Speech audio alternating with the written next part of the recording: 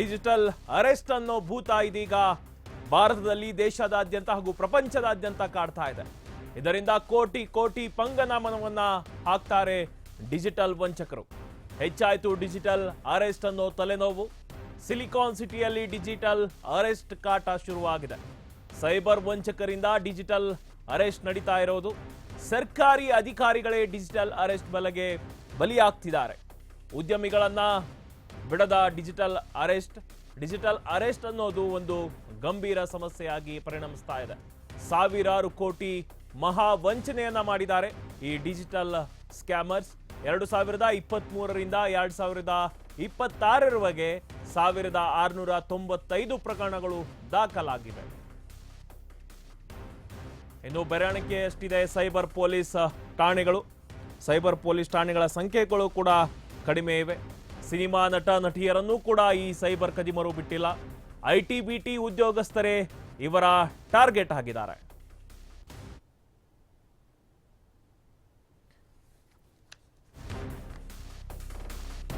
ಈ digital arrest ಅನ್ನೋದು ದಿನದಿಂದ ದಿನಕ್ಕೆ ಜಾಸ್ತಿ ಆಗ್ತಾನೆ ಇದೆ ಅನ್ನೋದು. ಕೋಟಿ ಕೋಟಿ ರೂಪಾಯಿ ಪಂಗನಾಮವನ್ನು ಹಾಕ್ತಾರೆ ಇವರು. ಸಿಲಿಕಾನ್ ಸಿಟಿಯಲ್ಲೂ ಕೂಡ ಈ ಡಿಜಿಟಲ್ ಅರೆಸ್ಟ್ ಅನ್ನೋದು ಜಾಸ್ತಿ ಆಗಿದೆ. ಸೈಬರ್ ವಂಚಕರೇನಿದ್ದಾರೆ ಡಿಜಿಟಲ್ ಅರೆಸ್ಟ್ ಅನ್ನ ಮಾಡ್ತಾರೆ. ಸರ್ಕಾರಿ ಅಧಿಕಾರಿಗಳನ್ನು ಕೂಡ ಇವರು ಬಿಟ್ಟಿಲ್ಲ, ಉದ್ಯಮಿಗಳನ್ನು ಕೂಡ ಬಿಟ್ಟಿಲ್ಲ, ಶಿಕ್ಷಿತರನ್ನು ಕೂಡ ಇವರು ಬಿಟ್ಟಿಲ್ಲ. ಎಲ್ಲರನ್ನೂ ಕೂಡ ಡಿಜಿಟಲ್ ಅರೆಸ್ಟ್ ಅನ್ನೋ ಒಂದು ಮಾಯಾಜಾಲಕ್ಕೆ ಸಿಲುಕಿಸಿ ಹಣವನ್ನ ಪೀಕಿದ್ದಾರೆ. ಎಲ್ಲರೂ ಕೂಡ ಇದೀಗ ಸ್ಮಾರ್ಟ್ ಫೋನ್ ಅನ್ನ ನಾವು ಬಳಸ್ತೀವಿ.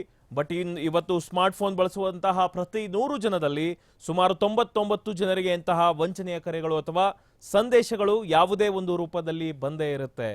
ಇದು ಕೇವಲ ಕರ್ನಾಟಕಕ್ಕೆ ಮಾತ್ರ ಸೀಮಿತವಾಗಿಲ್ಲ, ಇಡೀ ದೇಶದಾದ್ಯಂತ ಹರಡಿರುವ ದೊಡ್ಡ ಜಾಲ ಇದು.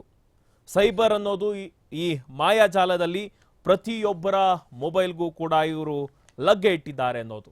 ಇಂದು ನೀವು ರಸ್ತೆಯಲ್ಲಿ ಹೋಗುವ ಯಾರನ್ನೇ ಕೂಡ ಕೇಳಿದ್ರು ನನಗೆ ಪೊಲೀಸರ ಹೆಸರಲ್ಲಿ ಕರೆ ಬಂದಿತ್ತು ಅಥವಾ ಲಕ್ಕಿ ಡ್ರಾ ಬಂದಿದೆ ಎಂಬ ಮೆಸೇಜ್ ಇತ್ತು ಅಂತಾನೂ ಹೇಳ್ತಾರೆ. ಅಂದ್ರೆ ವಂಚಕರು ಏನ್ ಮಾಡ್ತಿದ್ದಾರೆ ಅಂತಂದ್ರೆ ಪ್ರತಿಯೊಬ್ಬರ ಡೇಟಾವನ್ನ ಕದ್ದು ಎಲ್ಲರನ್ನ ಗುರಿಯಾಗಿಸಿಕೊಂಡಿದ್ದಾರೆ ಅಂತಾನೆ ಹೇಳ್ಬೋದು. ನಾವು ಡಿಜಿಟಲ್ ಅರೆಸ್ಟ್ ಅನ್ನೋದು ಹೇಗಾಗುತ್ತೆ ಅನ್ನೋದನ್ನ ನೋಡೋದಾದ್ರೆ ನಕಲಿ ಕಾಲ್ಗಳನ್ನ ಮಾಡ್ತಾರೆ. DHL ಅಥವಾ ಫೆಡೆಕ್ಸ್ ಅಥವಾ ಯಾವುದೇ ಒಂದು ಕೊರಿಯರ್ ಸಂಸ್ಥೆಯಿಂದ ಕರೆಯನ್ನ ಮಾಡ್ತಿದ್ದೀವಿ ಅಂತ ಹೇಳಿ ನಿಮ್ಮ ಹೆಸರಿನ ಪಾರ್ಸಲ್ ಇದೆ, ಅದರಲ್ಲಿ ಡ್ರಗ್ಸ್ ಇದೆ, ನಕಲಿ ಪಾಸ್ಪೋರ್ಟ್ ಅಥವಾ ಅಕ್ರಮ ವಸ್ತುಗಳಿವೆ ಅಂತ ಹೆದರಿಸ್ತಾರೆ. ಇದರಿಂದ ಭಯಭೀತಗೊಂಡಂತಹ ನೀವೇನ್ ಮಾಡ್ತೀರಾ ಅಂತ ಅಂದ್ರೆ ನನ್ನ ಹೆಸರು ಅಲ್ಲ, ಅದು ನನ್ನ ಹೆಸರು ಅಷ್ಟೇ ಇದೆ, ಬಟ್ ನನಗೆ ಯಾವುದೇ ಅದು ಗೊತ್ತಿಲ್ಲ ಅಂತ ಹೇಳಿದ್ರು ಕೂಡ ಇವರು ಸೈಬರ್ ಪೊಲೀಸ್ ಅಥವಾ ಪೊಲೀಸರ ಒಂದು ಗೆಟಪ್ನಲ್ಲಿ ನಿಮ್ಮನ್ನ ಹೆದರಿಸ್ತಾರೆ. ಇನ್ನ ಅಧಿಕಾರಿಯಂತೆ ನಡೆಸ್ತಾರೆ. ಕರೆಯನ್ನ ತಕ್ಷಣವೇ CBI ಅಥವಾ ನಾರ್ಕೋಟಿಕ್ಸ್ ಡಿಪಾರ್ಟ್ಮೆಂಟ್ ಏನ್ ಬರುತ್ತೆ ಅಥವಾ ಯಾವುದೇ ಒಂದು ಪೊಲೀಸ್ ಅಧಿಕಾರಿಗಳಿಗೆ ವರ್ಗಾಯಿಸಲಾಗುತ್ತೆ ಅಂತ ನಿಮ್ಮನ್ನ ನಂಬಿಸ್ತಾರೆ.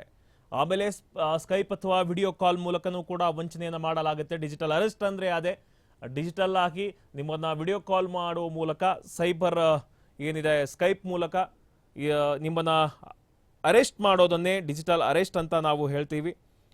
ಇದೀಗ ಮಾನಸಿಕ ಒತ್ತಡದಿಂದ ನೀವು ಯಾರಿಗೂ ಒಂದು ಕರೆ ಮಾಡಬಾರ್ದು ಅಥವಾ ಹೊರಗೆ ಹೋಗಬಾರ್ದು ಅಂತ ಕೂಡ ನಿಮ್ಮನ್ನ ಹೆದರಿಸ್ತಾರೆ.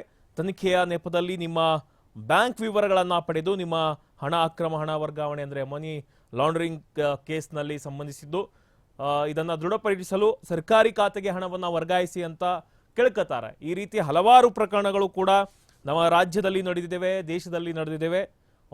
ಈಗ ರೀಸೆಂಟ್ ಆಗಿ ಅಂದರೆ ಇಂದಿರಾನಗರದ ಮಹಿಳೆಗೆ 31.83 ಕೋಟಿ ವಂಚನೆ ಆಗಿತ್ತು ಬೆಂಗಳೂರಲ್ಲಿ 2025ರಲ್ಲಿ.